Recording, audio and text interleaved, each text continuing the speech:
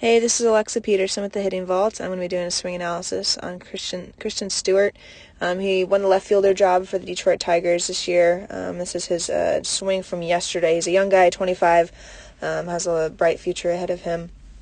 Numbers-wise, he in spring training and just even last fall, he hasn't had the best of numbers, but I think it's important to recognize when you have a hitter with good mechanics and great potential there, where they can improve upon the mental side, their timing, pitch selection, that type of thing. There's a lot that goes into play for an elite hitter, and he has really great mechanics. We're going to go through that, but know too that it's super important to make sure that you have a good mental approach at the plate, that you're on time, and that you choose good pitches to swing at. Yesterday for this particular at-bat, he got down 0-2, and he was really trying to focus on just swinging, just having quick hands, everything going to the ball really quick because he was behind. He'd struck out his first two at-bats, but instead of letting those two strikeouts earlier affect him this last at-bat, he had a good mental approach, but was still trying to get on time. So it's really important for you to be on time, have a good mental approach, and then obviously swing at good pitches. So this pitch here ended up being a changeup, and he ended up being right on time with it. It worked out because he was behind, I guess, all day. So kind of a bad pitch choice for the Blue Jays here, but ended up being a changeup, and he ended up being right on time. So what we see here, he's picking up his foot kind of right at release point, front shoulders working down and in. You can see a little bit of his number right there, kind of showing a little bit towards the pitcher. Gets to his launch position there. Good tilt, good torso tilt or hip hinge, whatever you like to call it. His barrel's a little bit more vertical down towards the catcher. We're going to see that on the other view. And this pitch was just left really fat. You can see how well he rotates his core, kind of uncoils what his coiling motion of that front shoulder working down and in, getting to that launch position. Now his hips are rotating, that barrel's working behind him a little bit. Really great sequence for this pitch. Gets to contact point. Good shoulder tilt here. Keeps that good hip hinge there to be able to stay through the zone and hit the bottom half of the ball. Belt buckles towards the pitcher. Great job there. Go to the side view.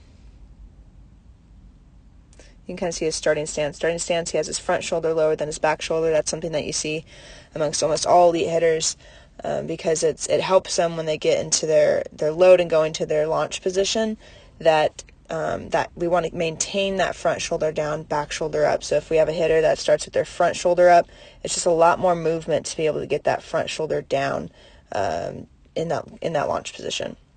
So that's a starting stance, nice and balanced, a little bit of bend between his knees. In his knees. Go to his load. Does a great job kind of loading into his back hip, maintaining good posture. Knob's starting to work a little bit more to the catcher. Goes forward. Gets to that launch position right there. We see his knob down a little bit. You'll see some variance with hitters at how steep they had their knob. Some hitters are a little bit more vertical with their barrel. Some are a little bit more behind them towards the catcher. But the key part here is that his hands are still back when that front heel hits there. We want to make sure that knob hasn't already started going and turning towards the ball because you're losing potential power with that. He still has his front shoulder down, his back shoulder's up. Well balanced. A little bend in his front knee, good distance between his feet. Overall good launch position. Right from there, you see his hips rotating hard and his core turning. His belt buckle is already almost at the pitcher, yet his hands are still back. That's where he's getting a lot of his power from. Notice his back foot here. If I were to draw a line behind it, let me do that again. If I draw a line right by his back heel, you would see that his heel doesn't squish the bug.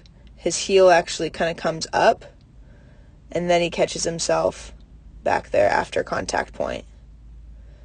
It's so important as hitters start to get past the age of 6 or 7, you can start to teach them the right lower half movements rather than just spinning and rotating that back foot like backwards and having a lot of weight on their backside. This is actually more what you want to do, having that back heel kind of come up, make contact. Back foot should be weightless. You see how he's up on his toe? Back foot is weightless, close to contact point, and then he catches himself after the swing. You can see his front knee starting to firm up a little bit as he gets closer to contact as well.